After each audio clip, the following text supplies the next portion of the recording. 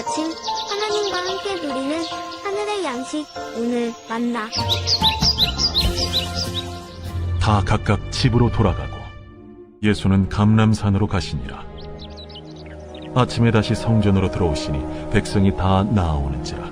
앉으사 그들을 가르치시더니 서기관들과 바리새인들이 음행 중에 잡힌 여자를 끌고 와서 가운데 세우고 예수께 말하되, 선생이여, 이 여자가 간음하다가 현장에서 잡혔나이다. 모세는 율법에 이러한 여자를 돌로 치라 명하였거니와 선생은 어떻게 말하겠나이까? 그들이 이렇게 말하면 고발할 조건을 얻고자 하여 예수를 시험함이로라. 예수께서 몸을 굽히사 손가락으로 땅에 쓰시니 그들이 묻기를 맞이아니하는지라. 이에 일어나 이르시되, 너희 중에 죄 없는 자가 먼저 돌로 치라. 다시 몸을 굽혀 손가락으로 땅에 쓰시니 그들이 이 말씀을 듣고 양심의 가책을 느껴 어른으로 시작하여 젊은이까지 하나씩 나가고 오직 예수와 그 가운데 섰는 여자만 남았더라. 예수께서 일어나사 여자 외에 아무도 없는 것을 보시고 이르시되, 여자여, 너를 고발하던 그들이 어디 있느냐? 너를 정죄한 자가 없느냐? 주여, 없나이다. 나도 너를 정죄하지 아니하노니 가서 다시는 죄를 범하지 말라. 예수께서 또 말씀하여 이르시되, 나는 세상의 빛이니 나를 따르는 자는 어둠에 다니지 아니하고 생명의 빛을 얻으리라. 바리새인들이 이르되, 네가 너를 위하여 증언하니 네 증언은 참되지 아니하로다. 내가 나를 위하여 증언하여도 내 증언이 참되니 나는 내가 어디서 오며 어디로 가는 것을 알거니와 너희는 내가 어디서 오며 어디로 가는 것을 알지 못하느니라. 너희는 육체를 따라 판단하나 나는 아무도 판단하지 아니하노라. 만일 내가 판단하여도 내 판단이 참되니 이는 내가 혼자 있는 것이 아니오 나를 보내신 이가 나와 함께 계심이라. 너희 율법에도 두 사람의 증언이 참되다 기록되었으니 내가 나를 위하여 증언하는 자가 되고 나를 보내신 아버지도 나를 위하여 증언하시느니라. 네 아버지가 어디 있느냐? 너희는 나를 알지 못하고 내 아버지도 알지 못하는도다. 나를 알았더라면 내 아버지도 알았으리라. 이 말씀은 성전에서 가르치실 때에 헌금함 앞에서 하셨으나 참는 사람이 없으니 이는 그의 때가 아직 이르지 아니하였음이로라. 오늘 요한복음의 말씀 중 가늠한 여인에 대한 이야기는 굉장히 어렵고 해석하기 힘든 본문입니다. 주석가들이 이 이야기를 건너뛰는 경우도 종종 있습니다. 저는 이 본문에 대해 묵상하고 연구하면서 얻은 은혜들을 여러분들과 함께 나누려고 합니다. 서기관과 바리새인이 가늠한 여인을 잡아다가 예수님 앞에 세웠습니다. 그리고 예수님에게 질문을 던집니다. 모세의 율법에 따르면 가늠한 여인은 돌로 쳐서 죽이라고 말하고 있는데 이 앞에 여인을 어떻게 하느냐고 묻습니다. 6절에 보면 이렇게 질문한 이유는 예수를 고발하기 위함이고 시험에 들게 하기 위함이라고 하였습니다. 만약 예수님이 이 여인을 돌로 쳐서 죽인다면 예수님은 로마 당국의 법을 위반하기 때문에 살인자가 되는 것이고, 만약 예수님이 돌로 쳐 죽이지 않는다면 예수님은 자기의 신변을 보호하기 위해 율법을 지키지 않는 자로서 많은 유대인들에게 비판을 받을 것이라고 생각했습니다. 예수님은 그 이야기를 듣고 땅에다가 손가락으로 글을 썼습니다.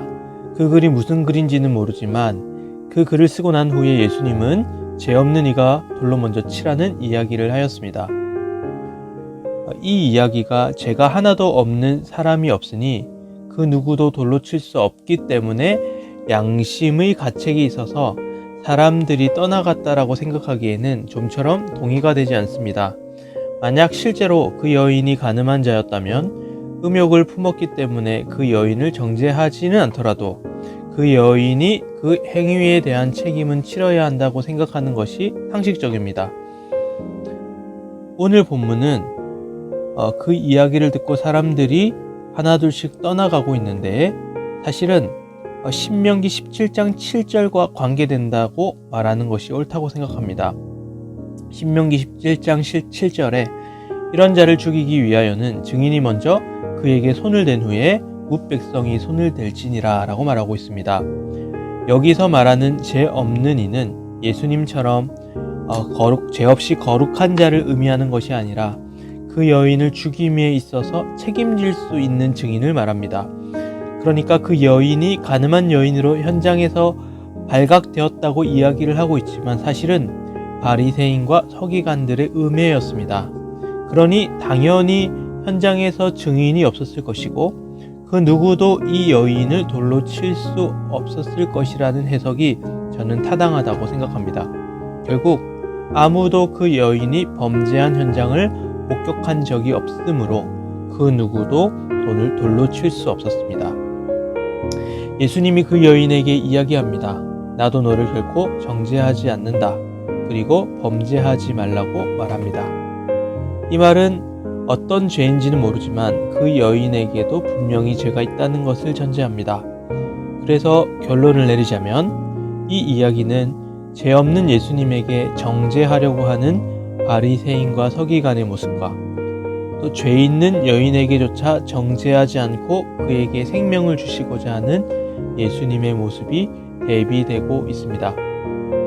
예수님은 정죄하시려 이 땅에 오신 것이 아니라 도리어 우리를 그 정죄로부터 구원해 주시기 위해 오셨습니다. 예수님은 사람들을 돌로 쳐 죽이려고 오신 것이 아니라 도리어 그 돌에 자신이 맞아 우리를 구원해 주시기 위해 이 땅 가운데 오셨습니다. 우리는 늘 정죄감에 시달립니다. 주님의 율법에 따라 말씀대로 살아가지 못하는 우리의 삶에 늘 죄책감이 있습니다. 그러나 예수님은 우리에게 결코 정죄함이 없다고 말합니다. 그리고 우리를 끝까지 정죄하지 않겠다 말씀하십니다. 그리고 범죄하지 말라고 말씀하십니다. 저는 예수님의 이 범죄하지 말라는 이 이야기가 내가 너희를 사랑하기 때문입니다. 내가 너희를 사랑하기 때문이란다 라고 들렸습니다. 우리가 범죄하지 않는 이유는 하나님께서 우리를 혼낼까봐, 하나님이 우리를 정죄할까봐가 아니라 우리가 범죄하지 않는 것은 하나님이 우리를 너무 사랑하기 때문입니다. 하나님은 우리를 자녀로 여기심으로 우리는 넘어지고 쓰러지더라도 다시 일어날 수가 있는 것입니다. 우리는 율법의 정죄가 아니라 복음 안에 그 주님의 은혜로 주를 위해 살아가는 우리가 되기를 소망합니다.